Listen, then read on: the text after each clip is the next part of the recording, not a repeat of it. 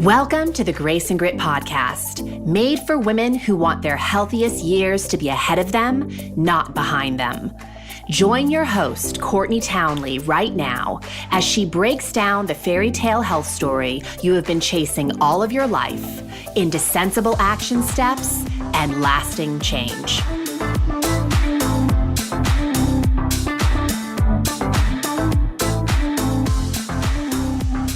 Hello, my friends, and welcome to the Grace and Grit podcast. This is your host, Courtney Townley. I'm so happy you're here. Now, last week in episode 232, we talked about building confidence. In fact, the title of that episode was The Path to Self-Confidence. And more specifically, we broke down the path to self-confidence into 4 parts. Number 1, getting clarity on what it is you want to go after. Because vague intention creates vague action. So clarity is your friend. She is the mother of discipline. Action is so much easier to take when you truly know what you're after.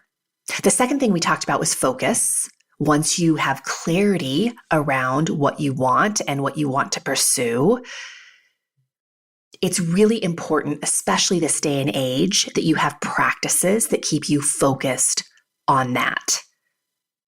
Because life has a powerful way of distracting us from what we want. And then we talked about applying effort. I know, the most fun part of the conversation, right?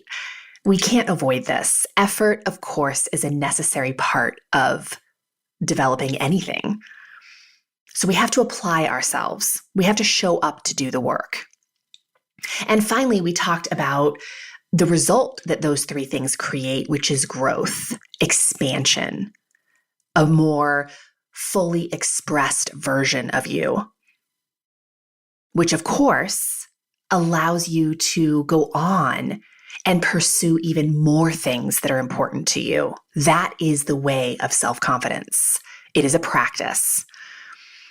Now, I briefly mentioned in that episode a few games that we tend to play that have the potential to extinguish our self-confidence. And I want to elaborate on one of those things today. It's the very popular game of compare and despair. Comparing yourself to others is a surefire way to deflate yourself fast. And man, do I see an awful lot of women playing this game, especially in the health arena. I hear things like, how come she can get away with it?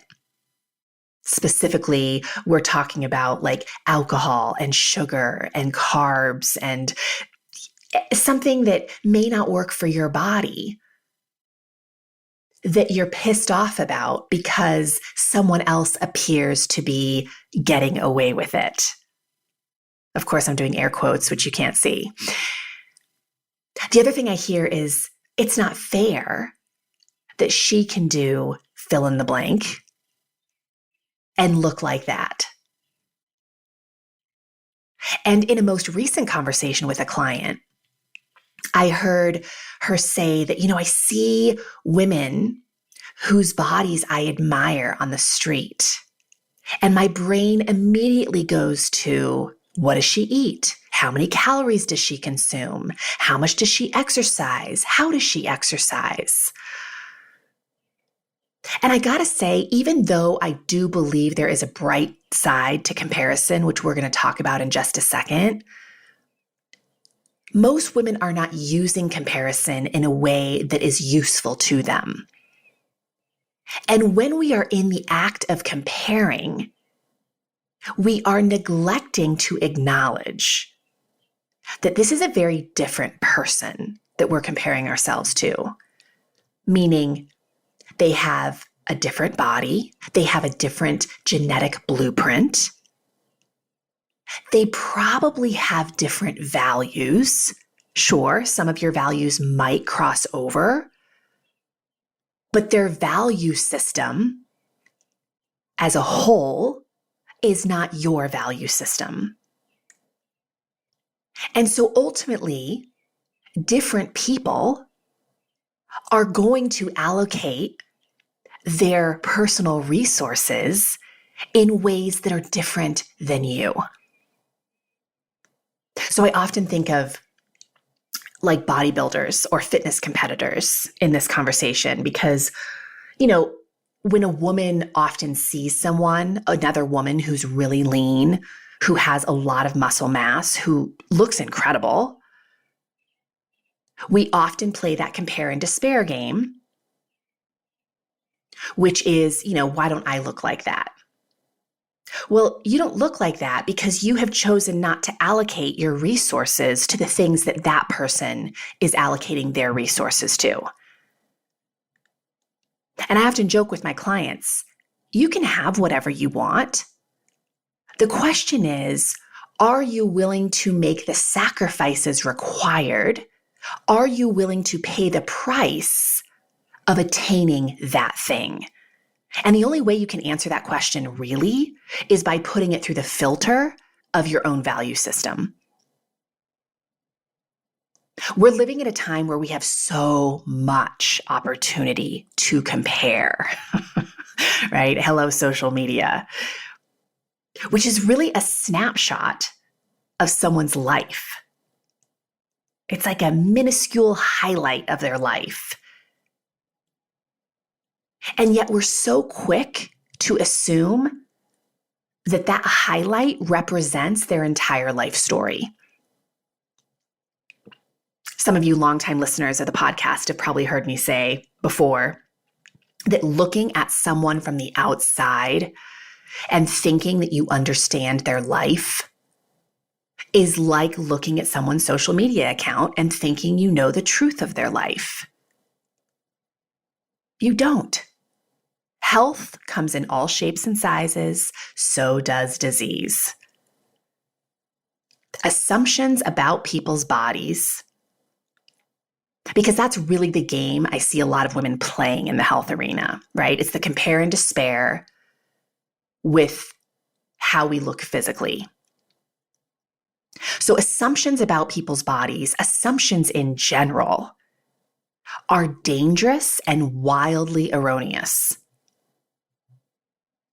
And truth be told, some of the fittest looking people I have ever worked with over the years have also had some of the biggest physical and mental health challenges that I've encountered as a coach. So the bottom line here is it is so important along your health journey to really get clear on what health means to you at this age and stage of life, and then live your life accordingly. Does that mean you're going to spend 4 hours in the gym every day and only eating chicken and asparagus at every meal? Maybe. But for a lot of people, no, that's not the life they want to live. That's not the lens through which they define health. This is why, if any of you've done my Healthiest Year Yet challenge, the very first day of that event, which you can register, by the way, for free on my website, there's a big pop-up that will allow you to register. But the very first video in that series is all about you getting straight with you about what health means at this age and stage of life. Because for most women that I've worked with over the years, health does not mean spending endless hours in the gym and eating a super restricted diet.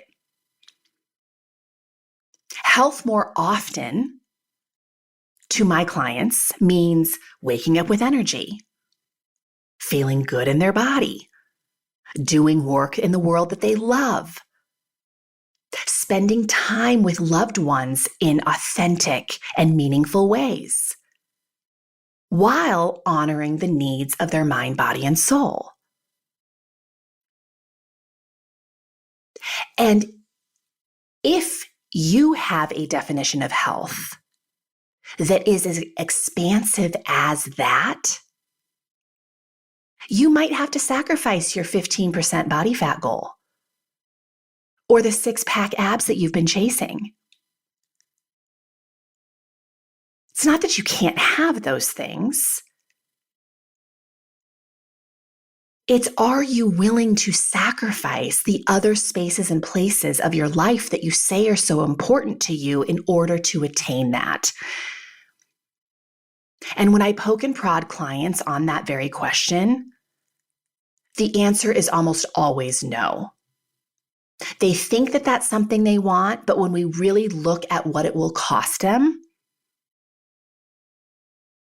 it's not something they want. And to be honest, sometimes people have to go into the space of accomplishing the thing to realize it's not really what they want. That's my story. I chased a level of leanness for many years. I think at my lowest body fat percentage, I was 14% body fat. I looked amazing, and I was not happy. It was a full-time job for me to get there. It was taking time and energy off so many other things in my life that I cared about. I didn't feel good. I didn't have a ton of energy. And so I'm grateful for the experience because it taught me what I don't want. It taught me that that's not health to me. Now, I said earlier, I think there is a bright side to comparison. There really is.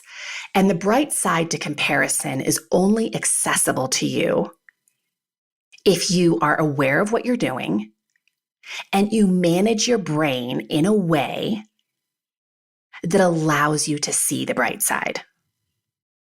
And most people I know do not do that work, which is why they're kind of marinating in the dark side of comparison. So here's what I think are a few of the bright sides, or some of the things that the bright side entails. Number one, comparison can be a tool like anything else, like a spoon, like the scale. What do I mean by that? Well, a spoon is a tool that helps you to get food into your mouth. But the spoon itself does not disrupt or create problems in your relationship with food. It's just a tool. Same thing with the scale, right? I hear lots of people hating on the scale. Well, the scale is not the problem. The way we use the scale is the problem. What we make the data on the scale mean is the problem. So the scale is just a tool, but how you use the tool is everything. And this is true of comparison. Are you using comparison in a way that is useful to you? Well, what does that look like? Well, are you using comparison to inspire you or to deflate you? Because comparison does have the potential to expand your vision for what is possible in your own life. I mean, I would argue that that's kind of been the trajectory of my life, that comparison has been a really helpful tool in many ways in helping me to see what was possible for my own life, because I saw other people doing things that I wanted to do. And having those examples of people doing something that was on my heart, but I wasn't quite doing yet, actually was a huge motivating factor in me eventually taking action on those things. So when you compare, are you looking for evidence for why you are less than somebody else? Or are you using it as an example of what is possible if you really want it and if it fits within your own value system? So, does it inspire you to take action on things that you say are important to you? And often we know that we are comparing in unuseful ways because of the way we feel. We feel envious. We feel jealous. We feel riddled with self-doubt. That is usually your signal that you are using comparison to deflate yourself. So when those emotions arise for you, because it's coming around the corner, you're going to have a moment very soon where you are comparing yourself to somebody else and you feel really crappy about it. And I want you to question that emotion. Why am I envious? What might I want here for my own life? Does it even make sense?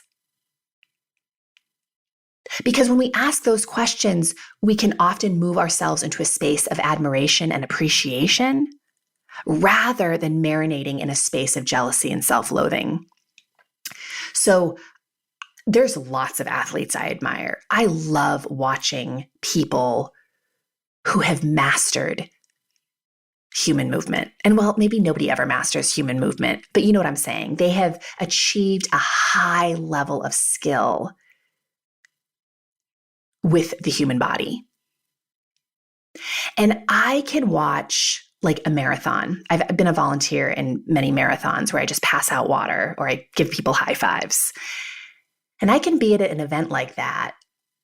And if I'm feeling really crappy about myself, right? And I haven't been sleeping well. I haven't been feeding myself well. I haven't been taking care of myself.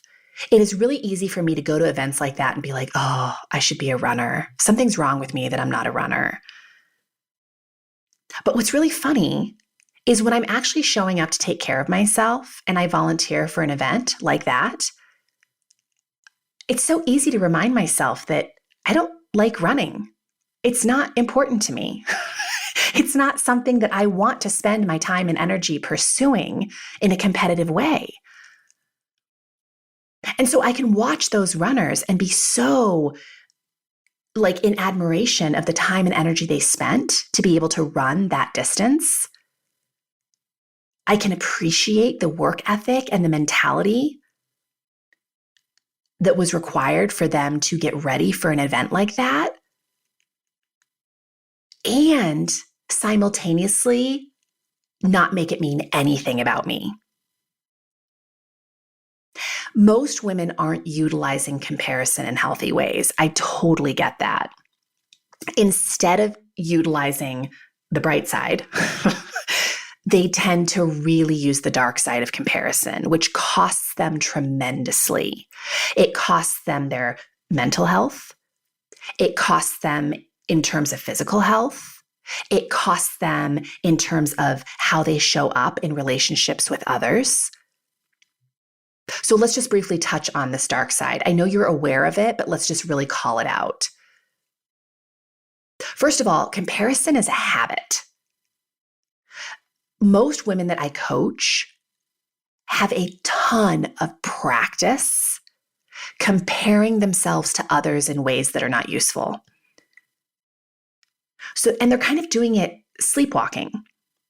They're not really even aware of how much they're doing it until we really start coaching on it.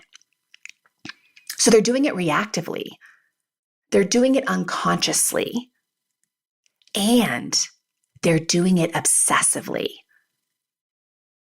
So when we really start to pull back and watch our brain, it's often alarming how frequently we engage with certain behaviors or think certain thoughts that are most certainly deflating us and depleting us, not nourishing us. And when we play the compare and despair game, we are literally looking for reasons why we are less than somebody else it costs us a ton of time and energy that we could actually be putting towards our own development. When we induce thoughts of less than, we play the part. We play less than. We play small. We don't go after the things that we are really fired up about. We don't take risks. When we don't parent our brain and take responsibility for how and when and why we're comparing ourselves to others, it makes us question our self-worth, and it takes an enormous toll on our self-confidence.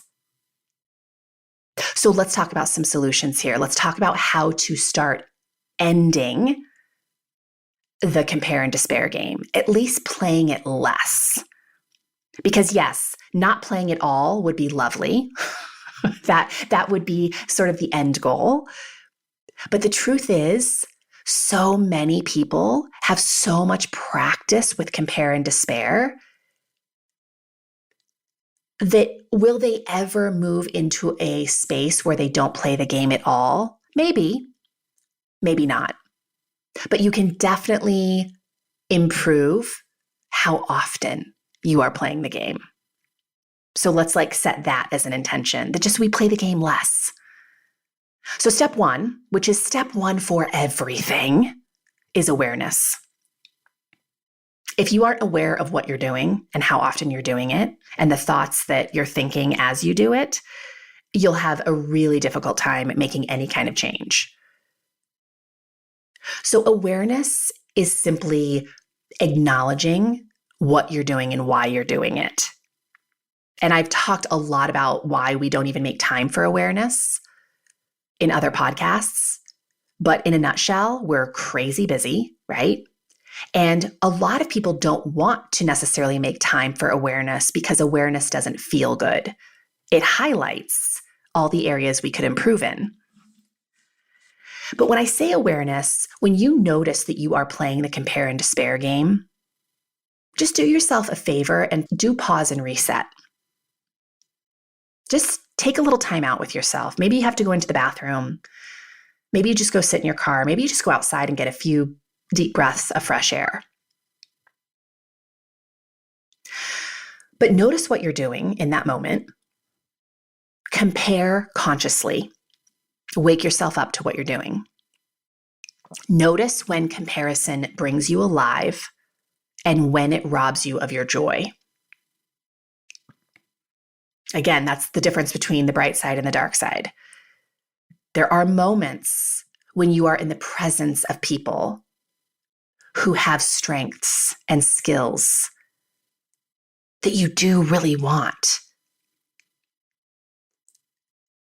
And you can manage your brain in a way when you're in the presence of those people to use it as an asset, to use it to lift yourself up, to inspire you. But you could also take those same moments and completely rob yourself of joy.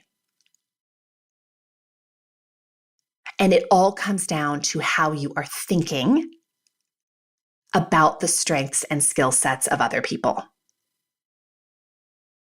You can make it a problem, or you can actually use it to motivate your own life. The second thing is once you're aware,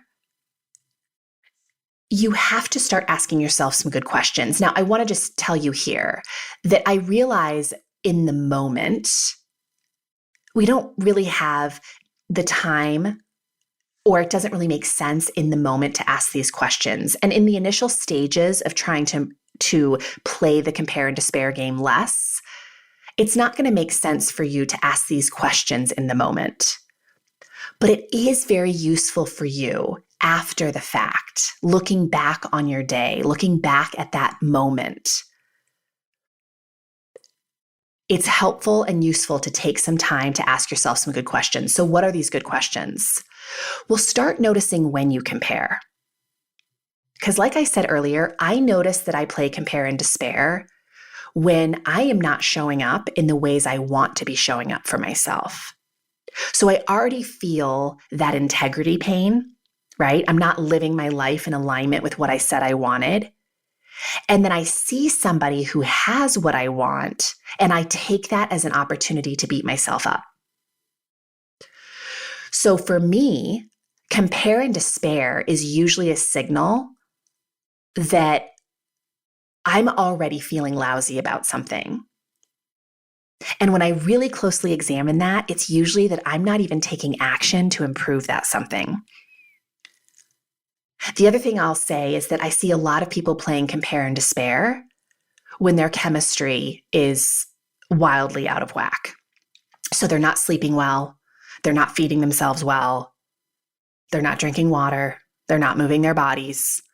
When we physically feel like crap, it is so easy to look for evidence for why we are crap.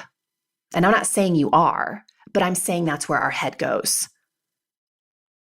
And so we give our brain the job of looking for all the reasons why we suck as a human. And compare and despair is a really easy way to do that. The other great question I think is worth asking is, why are you doing it? What are you looking for evidence for? Are you looking for evidence for why you suck?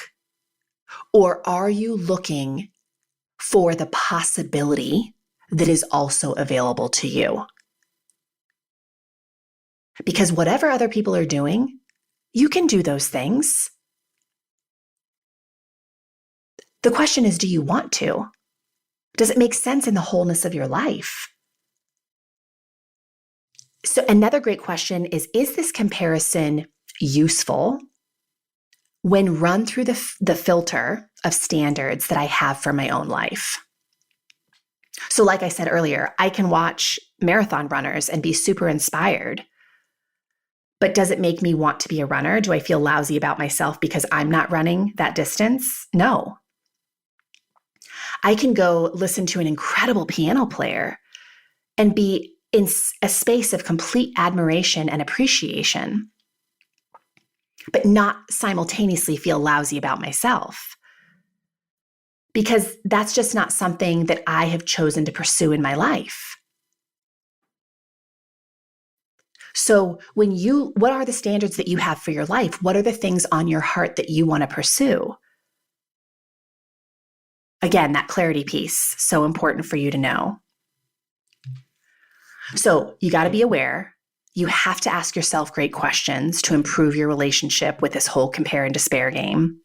You also need to remind yourself that you only know a very small piece of the story, right? So you're looking at one tiny part of somebody's life to convince yourself that you aren't worthy, right? Or whatever the thing is that you're feeling. And the thing I want to remind you here and now is everyone has problems, everyone has weaknesses, everyone has parts of their story that are really not glamorous. And everyone is making sacrifices. And are those the sacrifices that you want to make? And finally, I'll just say this today. Make sure that you are comparing to the best person. What the heck does that mean? Well, the best person is one person, and that's you. I know that sounds so cliche, but seriously. Last week I mentioned, that I'm a huge fan of Seth Godin's work. I have followed him for years and read, I think, almost every book he's written. But he says that the most important comparison is comparing your work to what you are capable of. Sure, compare, but compare the things that matter to the journey that you are on. The rest is noise. I'm going to read that one more time. The most important comparison is comparing your work to what you are capable of. Sure, compare, but compare the things that matter to the journey that you are on. The rest is noise. And this is why I always say that, health is really a journey of self-discovery. It's you getting straight with you. It's you getting straight about what is important to you, what you want to spend your precious life resources on, and then managing yourself in a way that you actually show up for those things.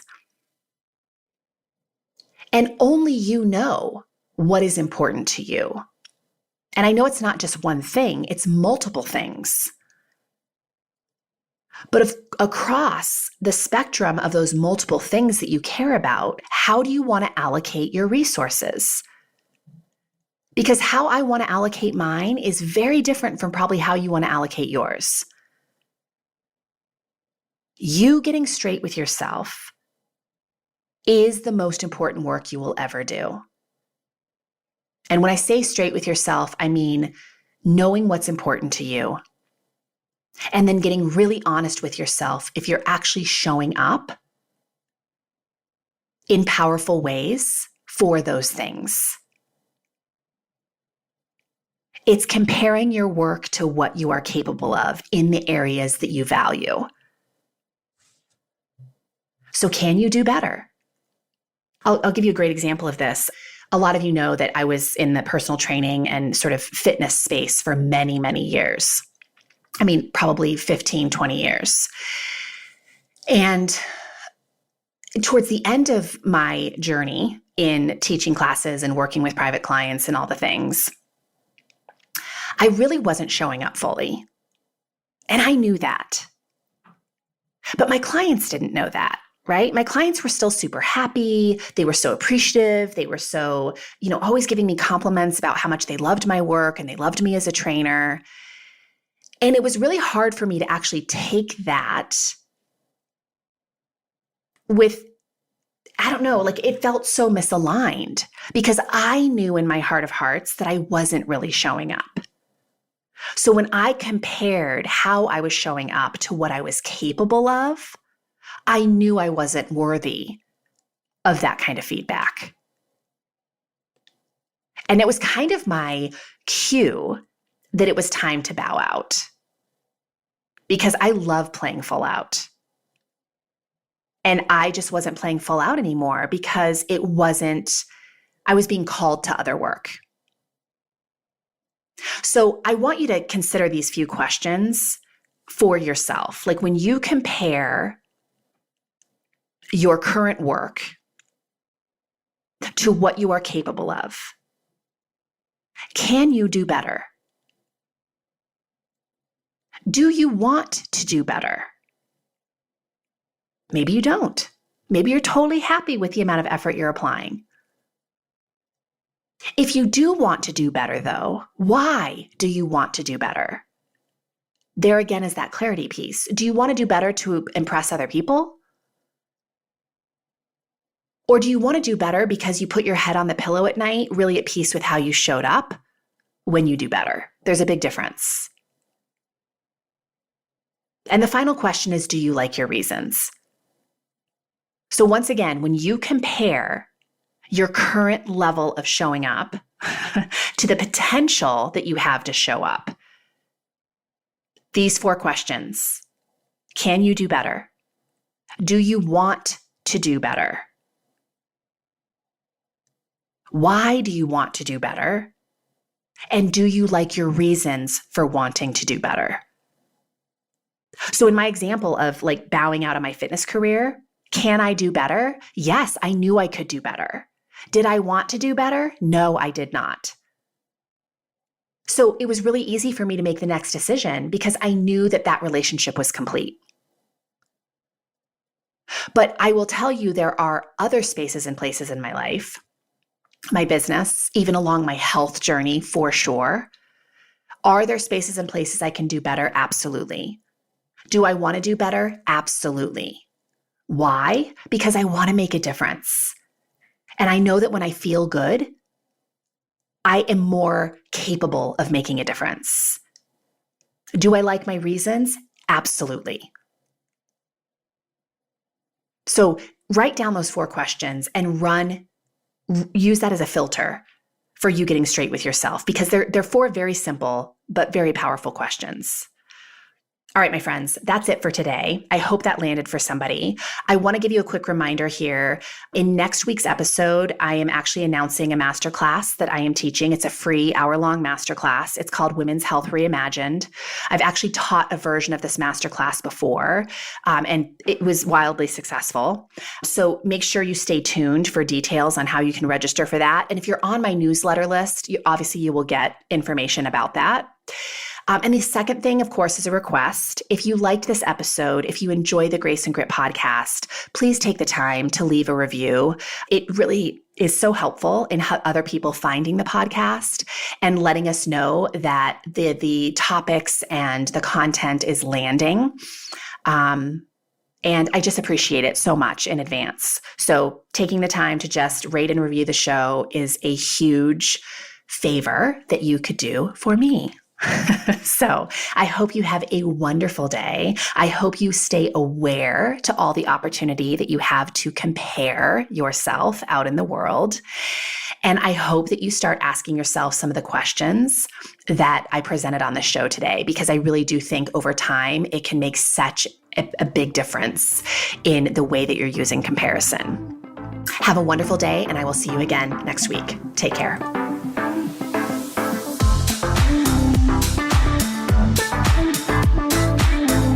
Thank you for listening to the Grace and Grit podcast. It is time to mend the fabric of the female health story, and it starts with you taking radical responsibility for your own self-care.